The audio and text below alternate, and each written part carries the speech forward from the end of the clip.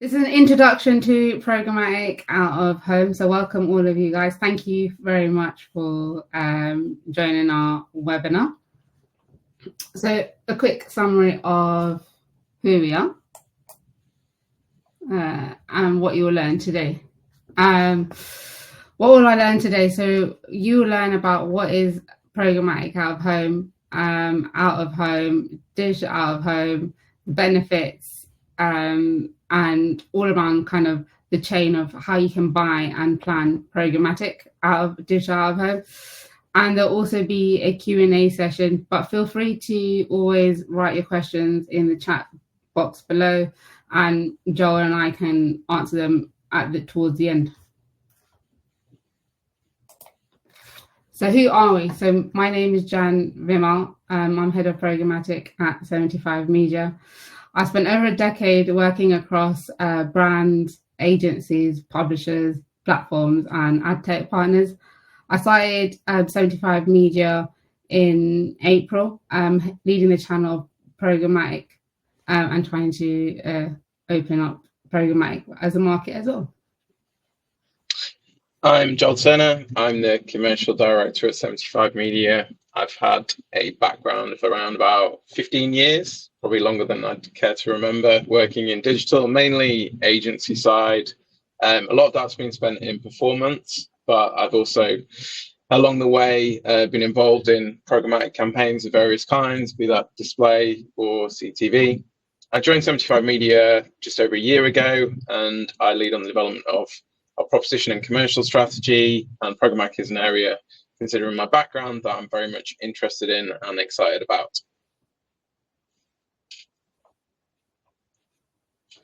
So our programmatic mission. So when I started 75 Media in April, what we saw is a huge gap in the market for education and predominantly also innovation. And so we came up as a team at 75 Media to educate and innovate the programmatic digital out of home market to benefit all of you guys. And hence why we're doing this webinar. I mean, if we're able to teach you guys something as a market, we all evolve and we can all grow.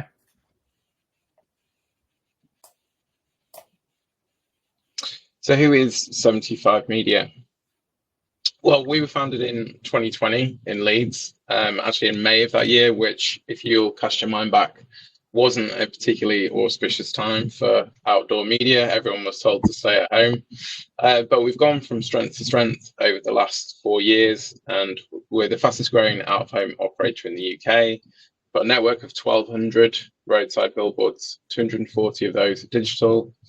And we have a presence in all major cities and towns. We operate a truly national network, so we've got sites from Perth in the north of Scotland down to a site in Portsmouth in the south of England. All our sites are on major busy roads in areas of significant population. We offer real reach to our advertisers. Our network reaches over 50% of the adult population in the UK every fortnight. We solely offer large format roadside billboards, so all our products offer advertisers a outsized impact, as we'd consider it. And we're going to talk about this a little bit later in relation to out of home more generally, but we think out of home and our network offers a sustainable choice. Our entire digital network, for example, is powered by 100% certified renewable energy. So what is out of home? You could probably do a whole lecture on the history of out of home and where it came from. I haven't got a time machine, but I'm told that the first billboard was created actually in ancient Egypt. But if you fast forward a few hundred years, what really changed bill posting and outdoor media was the invention of the lithograph way of printing, which meant that printing could be done at scale effectively, and posters were more easy to print and post. Really, the growth of modern outdoor as we know it definitely started to explode in the US at the turn of the 20th century. Standardized formats, as you'd expect, led to quite a bit of growth, and the advent of the car really drove roadside media, which is obviously what we're very interested in as a business. So at the end of the 20th century, this is what you would typically see alongside roads or in railway stations or other places where you'd find out of home. It's what we call a classic billboard. So it's paper and paste, effectively. And at that point, outdoor was reaching a huge segment of the population. And in 2024, we are really now the last broadcast media available to advertisers. Outdoor media as a whole in the UK reaches 98% of adults every fortnight. And that's everyone from commuters to students, mums and dads to shoppers and everyone in between. And interestingly, 70% of people on average, 70% of people spend most of the time out of home, effectively 70% of the time. So what is digital out of home? So for me, I always say it's when the old media now becomes the new media, and it's effectively the next phase out of home because screens are now becoming digitalized more and more. They say that 63% of all out of home ad spend is now in 2022 has accounted for, and it continues to grow. Digital out of home screens continue to grow constantly, and 75% by 2027. So digital out of home is available across many environments: roadside, retail, shopping centres, railway, airports, underground, gym and leisure. And so you've probably seen a screen somewhere, unless you've been living under a rock, as 70% of all of you guys should be out of home. And here's one of the screens that you probably see at an airport. So digitalization offers different ways of buying, and that kind of leads into programmatic. So what is programmatic? Programmatic advertising is the automated process of buying and selling digital ad inventory, connecting advertisers to publishers to deliver ads to the right person at the right time in the right place. And that's quoted by the IAB. So before we get into the programmatic, over to Joel on the direct. Yeah, so traditionally out of home and digital out of home was for using a direct model. So either the advertiser direct or via a media agency would book out a screen or screens for a minimum, usually of 2-week periods, and they'd buy slots for digital on those screens. And we'll go on to talk a little bit about how those slots kind of typically work, but very kind of manual process, a lot of spreadsheets involved, people picking out the specific screens they want and the time period over, haggling probably over price as well as part of this value chain. But things have changed. So back to programmatic. So this is a programmatic digital out of home buying model chain. And so here on one side, you have the demand side, which contains of advertisers, media agencies, demand side platforms, trading desks. And on the opposite side, you have supply side platforms and media owners or site owners. And the way in which it works is that an advertiser, media agency, they come up with a brief and they need to work with an agency. So an advertiser might work with an agency, or an advertiser might work directly. But ultimately, they need a buying platform. And the buying platform is called a demand side platform. So when the demand side platform needs to buy inventory, it will then need to buy inventory from a supply side platform. And that is where a site owner or a media owner's inventory is captured. It's captured within a supply side platform. So this is the actual chain. So how it would go is that the agency or advertiser comes up with a brief, they want to plan it, they then work with a demand side platform, they type in all the kind of fields that they want, and then they connect to the supply side platform, and which will allow them to access the inventory of the site or the media owner. So programmatic is not automatic, and these are my famous last words you'll always hear me say. And the reason being is there's 3 pillars within programmatic. So it's not all about it's connected and it's done. There are the 3 main pillars, which is technology, sales, and operations. Now, without technology, That means connecting to the SSPs or the DSPs, doing the integrations, or even as a media owner, connecting our inventory to a supply source. We're unable to run programmatically. So we need to do the first layer, and that's technology, making sure that all the pipes are connected and making sure that we are working with all the right connecting tech partners or even data partners to then be able to sell, which is the next phase, selling. So normally in traditional marketing, you have one-to-one sales. So as Joel mentioned, you speak to an agency or speak to an advertiser, you're able to book an IO, and then you're able to buy. Whereas the sales of programmatic is a bit different. We need to connect and speak to many partners.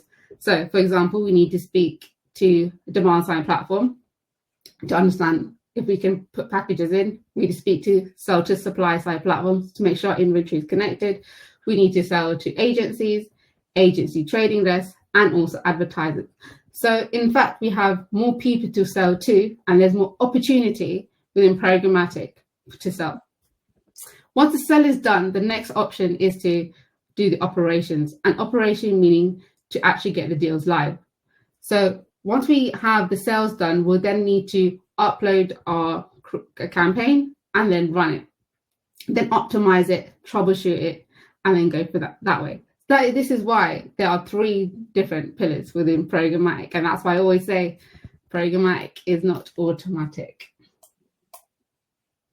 So digital out of home is the last channel within the programmatic advertising channels. The first thing that came along many moons ago was display, and then we had native, and then we had audio, video, CTV, and then social. Those are all the forms of programmatic, but then now we have digital out of home as a next phase. Differences between other programmatic and programmatic digital out of home. So some of you might be buying programmatic and some of you might not be. But here are the main differences when you are buying programmatic digital out of home versus programmatic. So one of the big things that you might see is that the way that it is played. So within a website, you have on a website or an ad, you have one slot, and that's one slot that you play your ad on for display. Whereas in digital out of home, you have it by loops, so it's played differently on that side.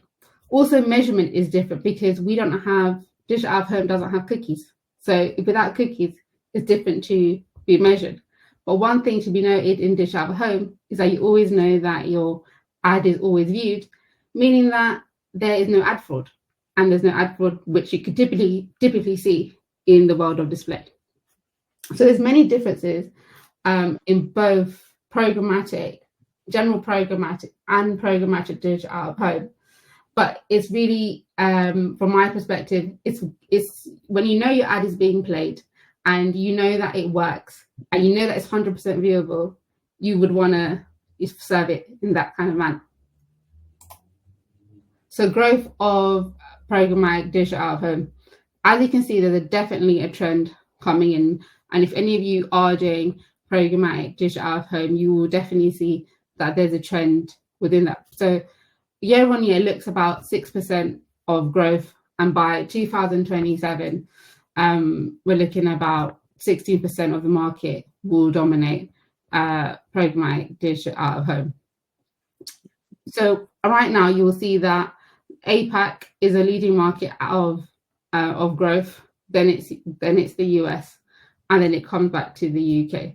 So there's definitely growth across all the markets. UK is always the one bit behind, and that's because it's different for us because we have to add something into our media plans or into our omni channels, and it is something that it's about change. And sometimes in the UK, change, we don't really want to do change because if something's working, why would you change it? And I think that is kind of the story that is happening, and you'll see across many, like for example LinkedIn or many posts, you'll see is that how the UK is a bit behind on digital out of home. But as a market, like I said, the more education we do and the more innovative we will be able to move it together.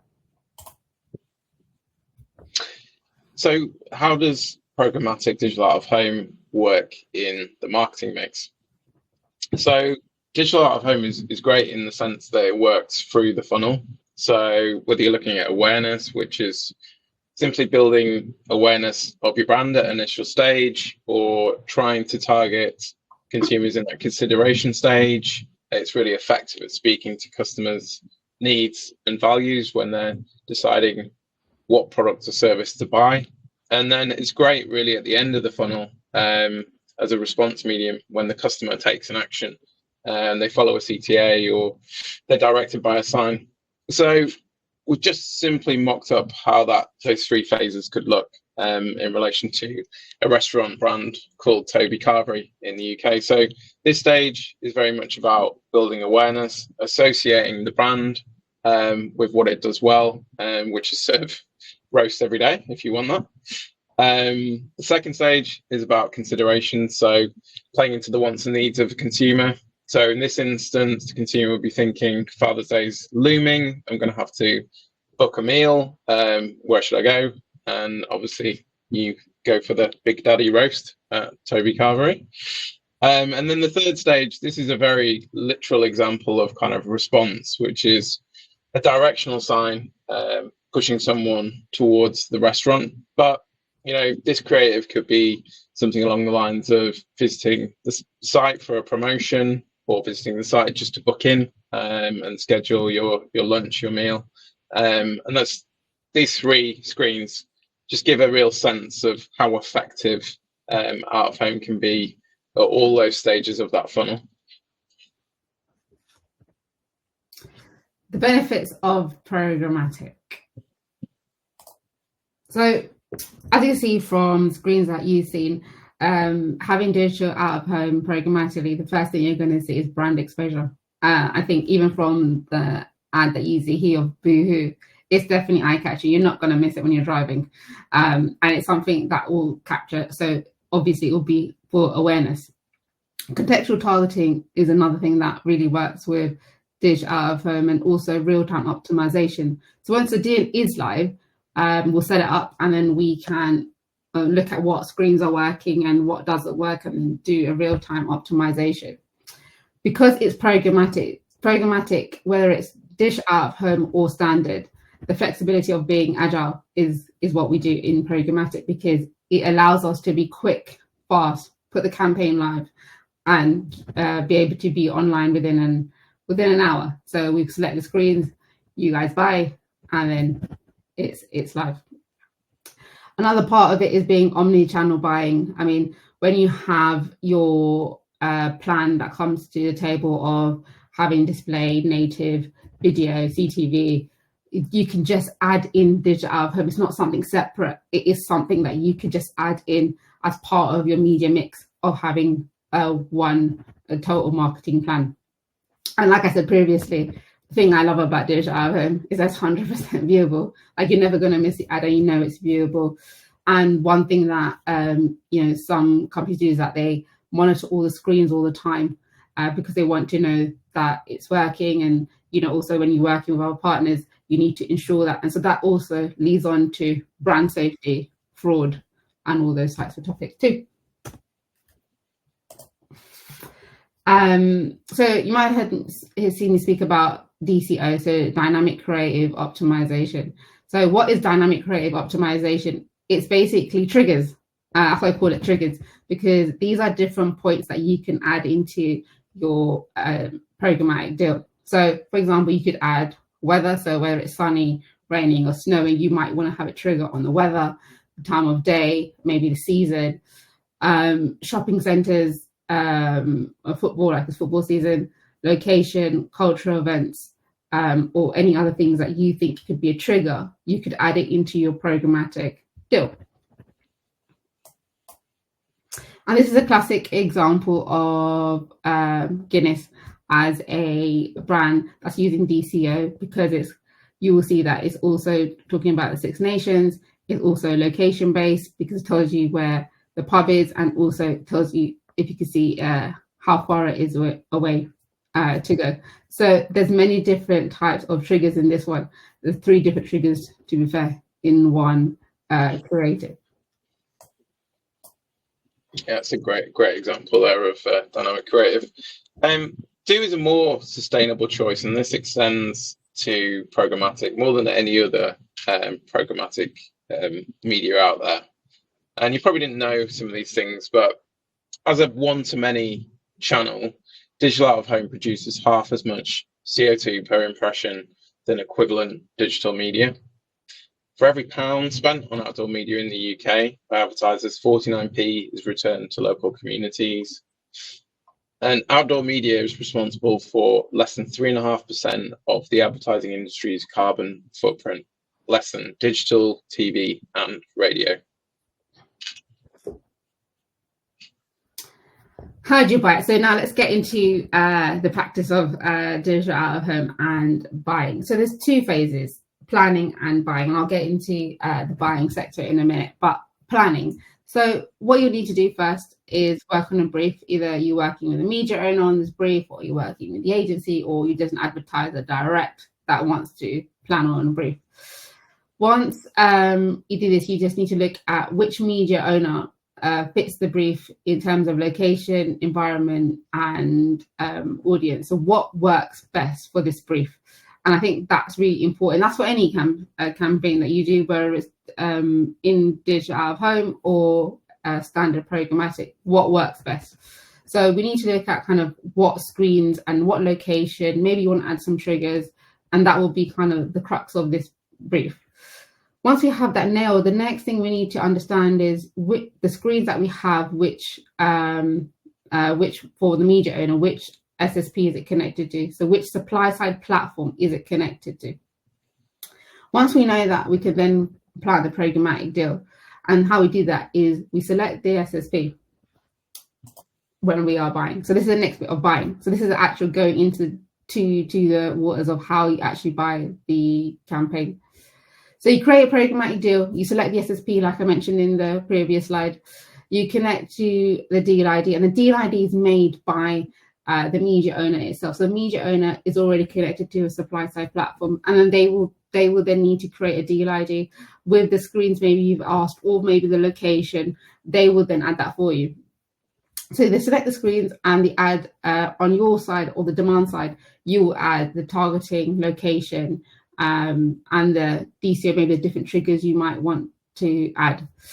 You add the CPM, so cost per thousand, you add that in. You push the deal live, and the media owner probably will send you some screenshots, because some media owners have live webcams, so they can send you screenshots straight away. And then while the campaign is running, it's important to optimize, look at how it's working, how can you do it better, are you getting any results? And then once the campaign's finished, you have a campaign analysis. So programmatic, digital out of home, DSPs and SSPs, some of you might have heard of these already, or some of you are already using them. So you have partners like Highstack, Place Exchange, Broadsign Reach, Vista. And what's good is that you also have omnichannel DSPs, meaning that, like I said, in the media mix, when you are planning for a display, native, audio, social, whatever you're doing, you can add digital out of home. So it's not something different. You can add programmatic digital out of home to your marketing mix with DV360, Hawk, The Trade Desk, or Microsoft. Just to reference at this point, we can see a few questions coming through, and we will get to those right at the end. Thanks for sending those, and if there's any more, please submit as you go.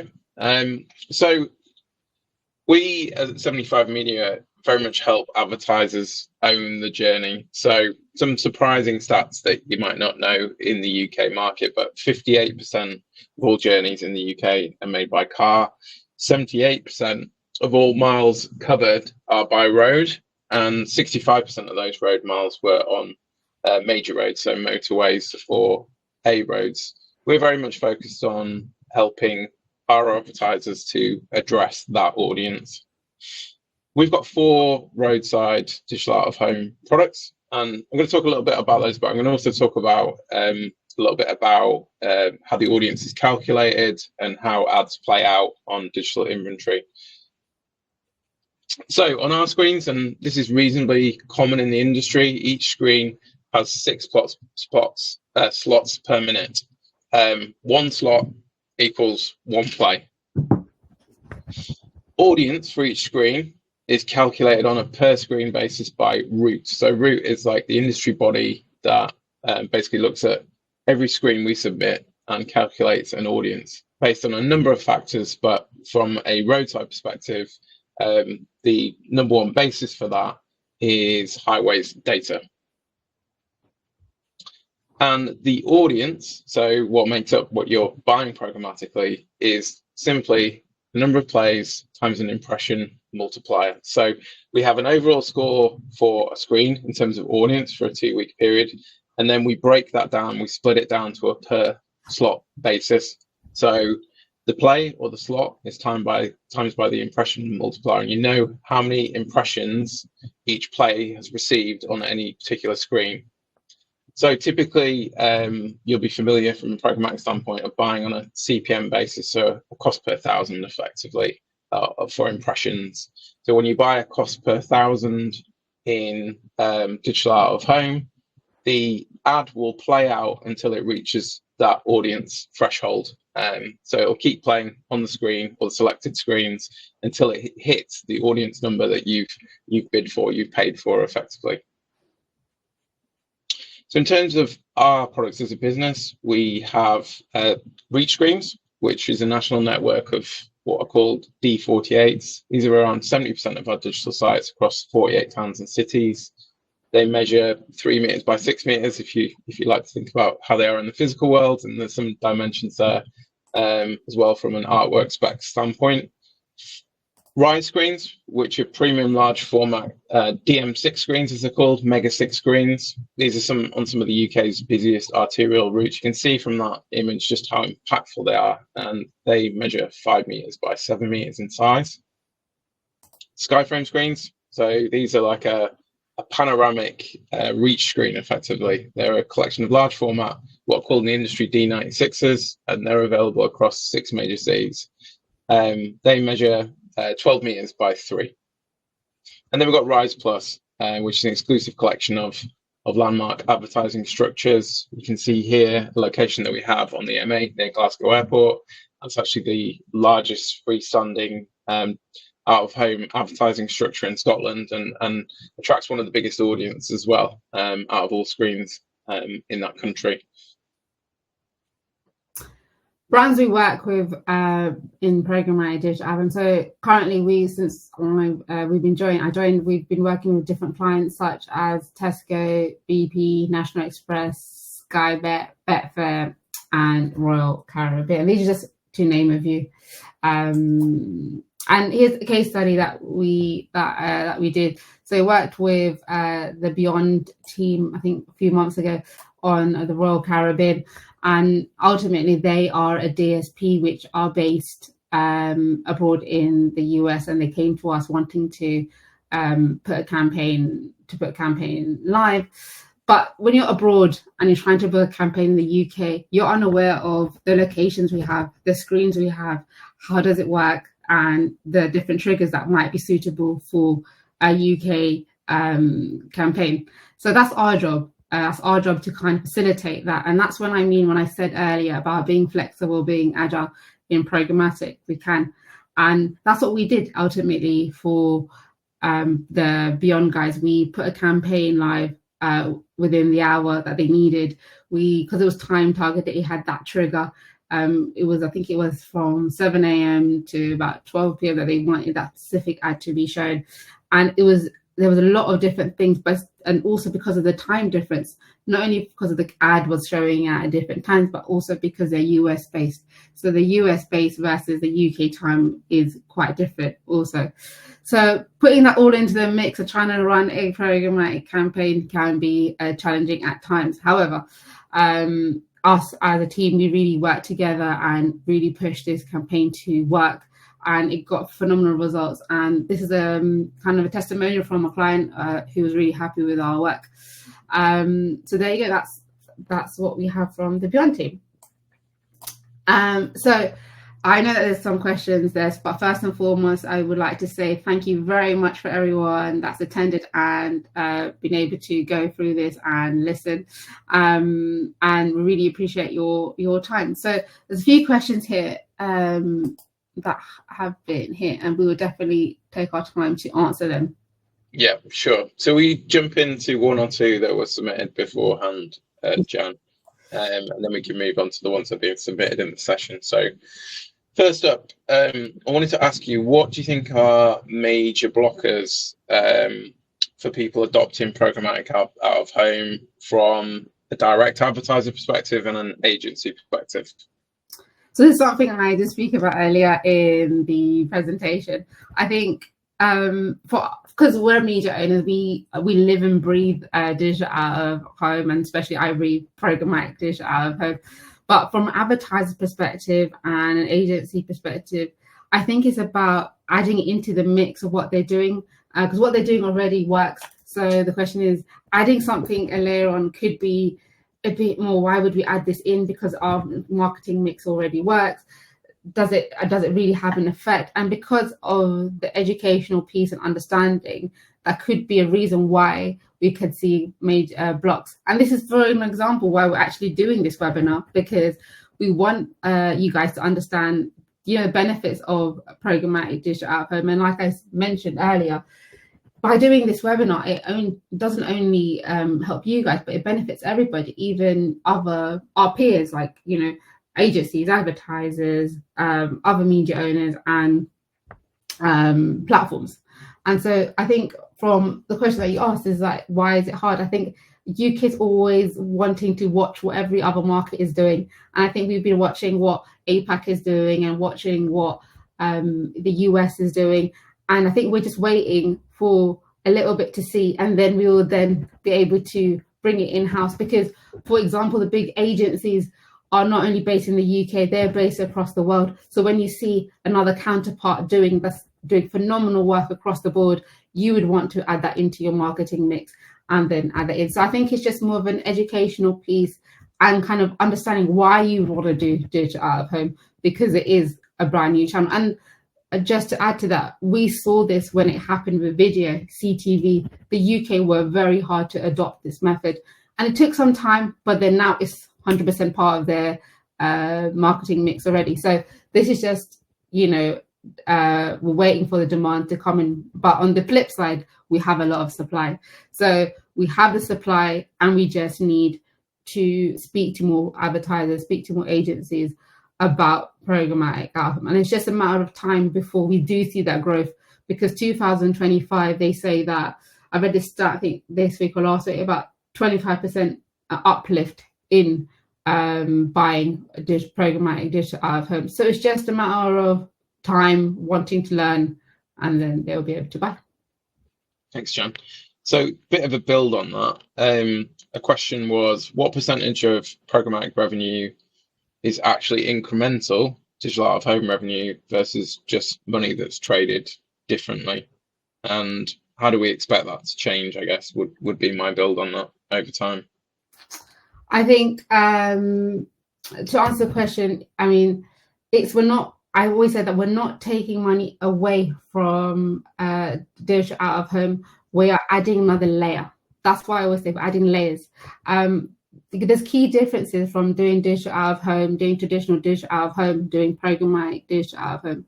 If you want to do a digital out of home campaign, you work with a team, you buy your 2-week slot, and that's going to happen. But if you would like to do something, you want to add a bit of targeting, you would like to add something, you need it live in an hour, you need something specific, then you would move programmatic.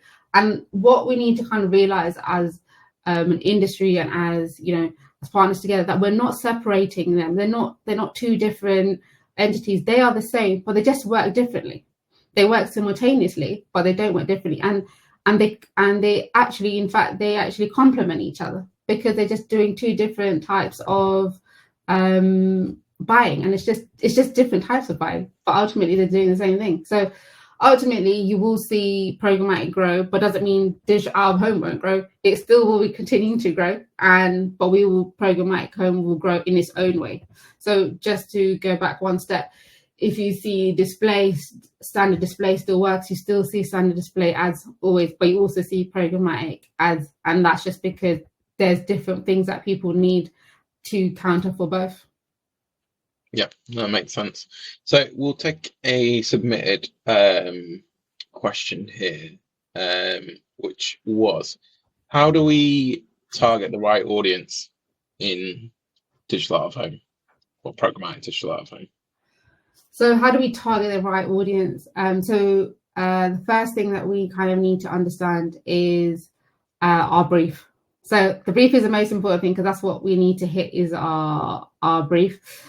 So what do we want to get from the brief, and how do we want to answer it? So the audience, meaning a demographic, locations, and also you could also add your DCO, so dynamic creative optimization, part of that mixture of having a campaign. But like I said, it depends on who we want to hit, and that from that first brief that we get, we need to understand, okay, if you want X amount of if you want the most populated places, then you need to look into the leading cities within the UK.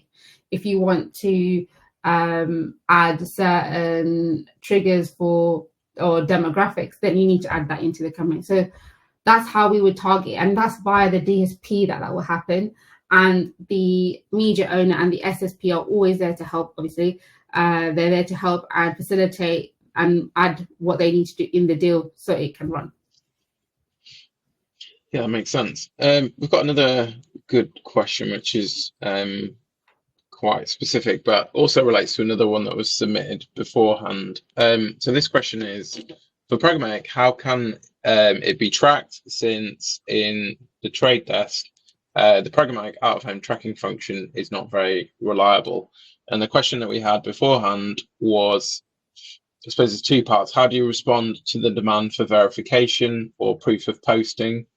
And what type of verification do you provide? So we do some specific things at 75 Media that we can get onto. But to that first point, I suppose trade desk, omnichannel, if you want more specific detail around reporting, maybe a specialist out of home DSP would be better, Jan? Or I guess it depends what kind of buy. Is it an omnichannel buy? Is it just a specific out of home buy?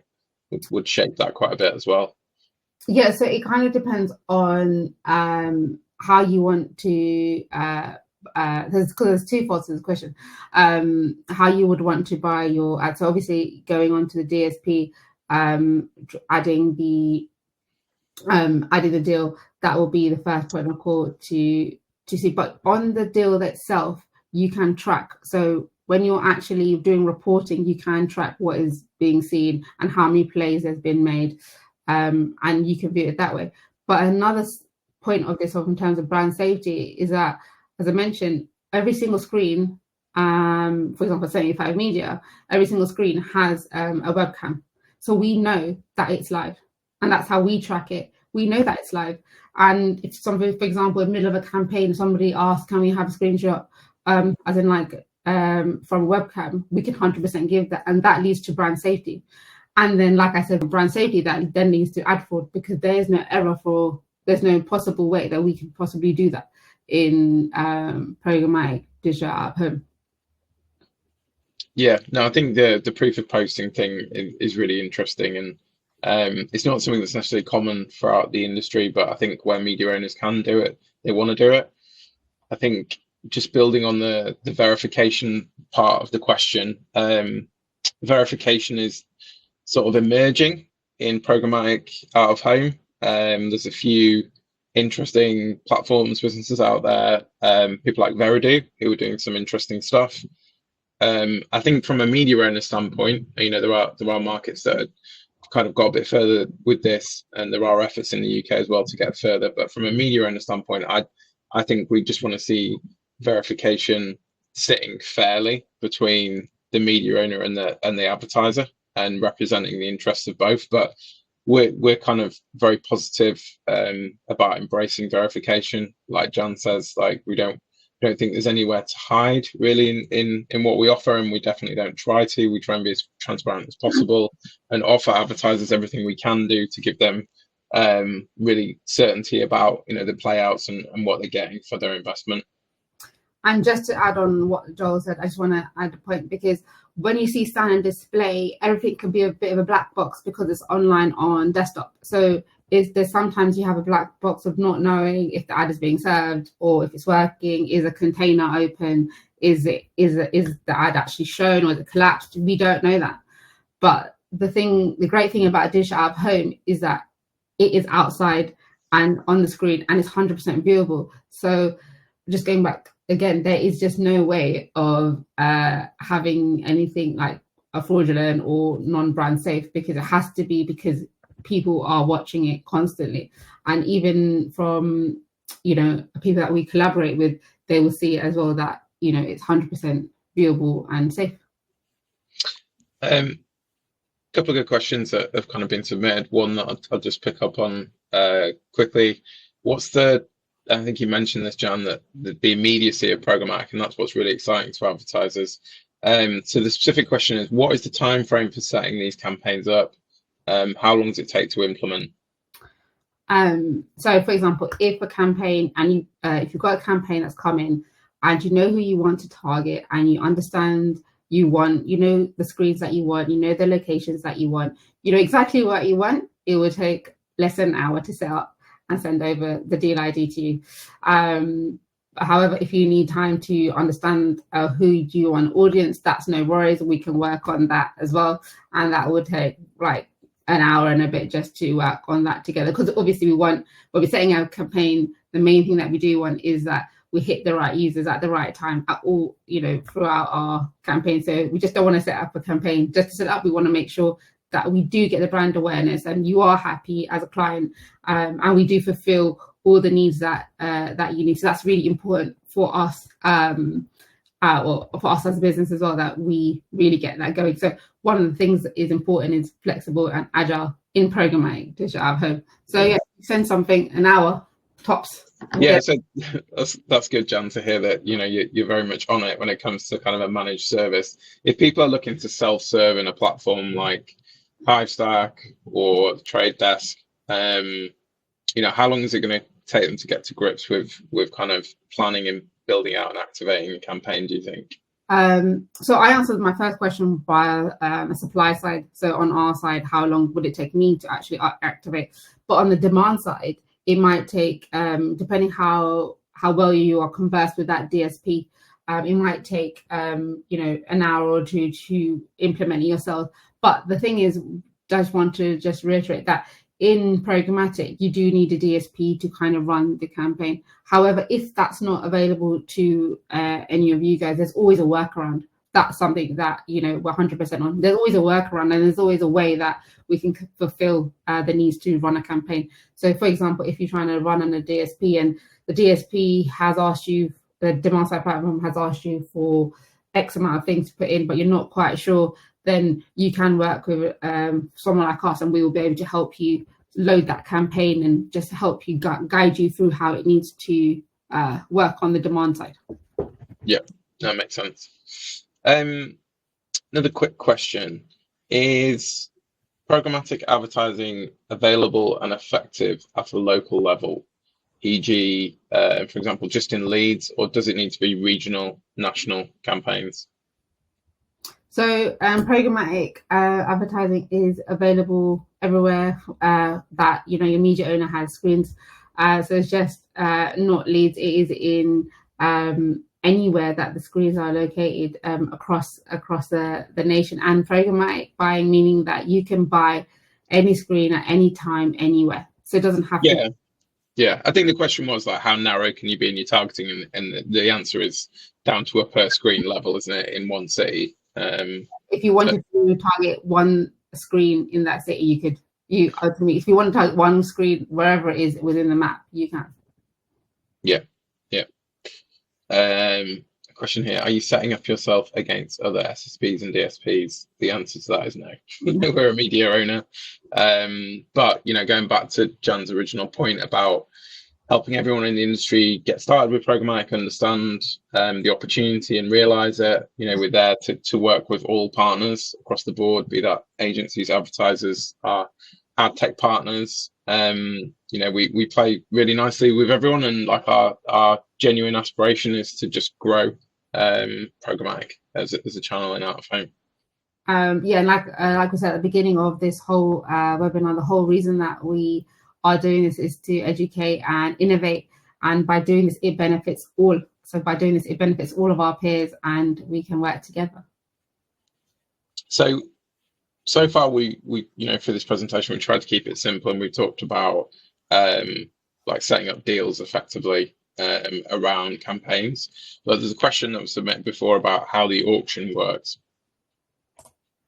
So the way that the auction works, so in traditional buying, you ask for X amount of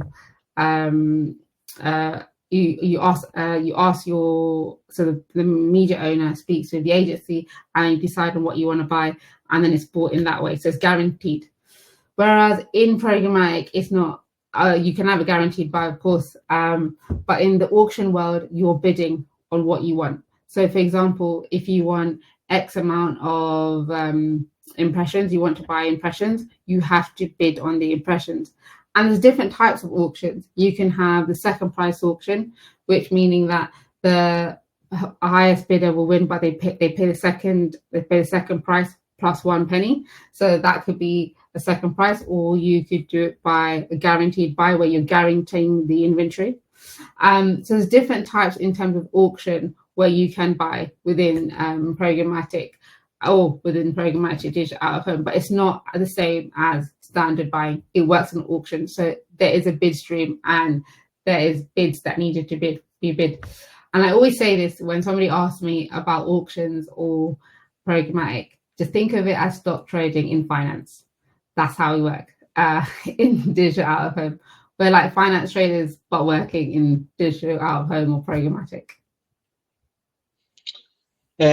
Another quick question, which I think is quite simple to answer. Is this a 24-hour service? I guess it depends what support you need, John. Is a 24-hour service. So it depends what you guys need, but normally we can do a quick turnaround. If you come in at 1 a.m, by the time you get in the morning, the deal will be created. But yeah, you'll be sleeping at 1 a.m. But yeah, it's normally around the clock. If you send a deal that needs to be done, and you've got all the assets and everything is ready, provided all those things are ready, we can do a quick turnaround for you. And if you're self-serving through a platform, you could do that in the middle of the night if you want. I think one thing to be clear about from a media standpoint is that our screens play from 6 till 11, so they're not on during the night. 75 media screens, and that is reasonably common for some other media owners as well. We do that because there's less traffic on the roads, and we do that to save energy as well. So it's a bit of both, really. You're not going to address as much audience at that time of night, and ultimately, if we leave the screens playing out, then they're not playing to as many people, and it's not a good use of the world's resources. So that's why we do that. So yes, you could plan this campaign, and you could set it up to buy at any point of the day. Self-serve via a platform like Hivestack, Trade Desk, or you could work with Jan on a managed service at a reasonable hour, and she can help you set up your campaign. But one thing to be clear about is that our media does not play out 24 hours, and that is pretty common in the industry. Another quick question here. As per some display programmatic segments, do you have off-the-shelf national packages that I can just pick and activate, or are they all custom? So we do have off-the-shelf packages. So if you do want to work with 75 Media, we do have off-the-shelf packages across all our SSP. So when you log into your demand-side platform, you will be able to see our packages. But if you do want something custom, you can come to me, 75 Media, and I will definitely be able to create you something custom if you need that. But we do have off-the-shelf packages that you can just pick and bid on the open exchange. Great, thanks, John. I think we'll just do a couple more and then we will end the session. So if there's any burning questions you want to chuck in there, we'll probably have time for one more from everyone watching, and I will grab one from this pre-submitted questions when people registered. So what would you say are the main constraints, if there are any, around programmatic out of home, John? The main constraints, from my perspective, I would say, is that it's still in its infancy. And I know you could look at it as a constraint, because at the end of the day, we want the market to be moving, but sometimes it's not as moving as fast as you want it to go. And I think that's one of the biggest constraints, is because, for example, as a media owner, we have supply, and we're trying to educate all the different markets and peers within the industry. And sometimes that can be in a constraint, because if our peers not sure about how it works, they won't buy it, and they need to understand the benefits of it. So I think that is one of the constraints. But as programmatic in a whole, programmatic digital out of home, there is a few constraints, like a normal programmatic, making sure it's working, making sure the technology is correct, making sure that there's no issues within the bidding and all of those things. But that's the day-to-day that you will see across any programmatic form. But the main constraint, I would say, is that we're just, because it's such an infancy, such in baby stages of programmatic digital out of home, it's kind of, everyone's finding it, we had conversations with a lot of meetings and partners recently, that it's hard to move across and try to do the best job you can while educating everyone. Yeah, no, there's room for that for sure, and that will help remove some of the barriers. I agree. So one more that's been submitted. How do you quantify what needs to be optimized in digital out of home? So I presume this is related to that stage where you've got a campaign in flight and you're checking on the performance of it kind of real time and seeing how the ads are playing out. What you're looking at in terms of what needs to be optimized, is it, one of the things I know we took a look at, Jan, is how well it's playing out on certain screens, and what else would you look at that point in time? So it's kind of, again, to the brief, what do you want to measure? So are we measuring what screens it's being played on, how many times it's being played, how much bids have you won? What are you kind of wanting to get and understand from the brief? What do you want from you creating this campaign, from us creating the campaign, or whoever's creating this campaign? What do you actually want to achieve? And the main aims and objectives are crucial to understanding, to do an optimization. I saw a ad the other day with a QR code. This is not 75 Media's ad, this is somebody else's ads. I saw that when they had a QR code. So for example, that would be something that you would quantify, because every time the QR code is posted, you would take a shot of it, and then you would know how much is being done via purchase. So there's different. That's sort of like the measurement piece, isn't it? In terms of optimization, when the campaign's playing out, you're trying to hit like a certain budget level, or you're trying to hit a certain audience frequency per day. There's some like health checks there that we're kind of looking at as it's playing out as well, aren't we? And it's a good point there about measurement, but in terms of like the nuts and bolts of the campaign playing out, what kind of stuff are we looking for around campaign health and optimization? Yeah, so looking at what screens are performing the best, how can we optimize? Do we need to take out some screens off or on? Utilizing the budget in the correct form. So if we have, however much budget we have, where should we put that budget? Because not necessarily burning the budget is a good thing. We need to put it on the right screens to make sure you get value for money as a customer, and making sure that it works well. Yeah, so you're getting a really balanced kind of campaign across all the different screens that you're targeting, and you're addressing as much of the available audience that you want to target from that brief. Yeah, that makes sense. Perfect. I think we've kind of exhausted a lot of the really good questions that people submitted. We will actually respond to those directly that we haven't been able to address as part of this webinar, but I think we're going to wrap up at that point. Yeah, so just want to say thank you very much, everyone, for joining, and all the questions that you've submitted, we will get back to you individually, and we'll answer them. And anyone that's submitted any questions during this webinar, we will definitely put them down and get back to you on that as well. But thank you again for taking the time out for registering, listening, and being a part of 75 Media's first webinar. We really appreciate your time. And again, I think there'll be a survey coming up, so it'd be good to get some feedback on what you guys thought of this. And if you guys would like another webinar to have maybe the second phase, that'll be also interesting. But whether you guys want to understand or more, like I said from the beginning, my mission at 75 Media is to educate and innovate and to benefit all of us, and including you guys. So thank you very much for your time, and I hope to see you maybe in the next session. Thank you. Bye now. Take care. Bye-bye.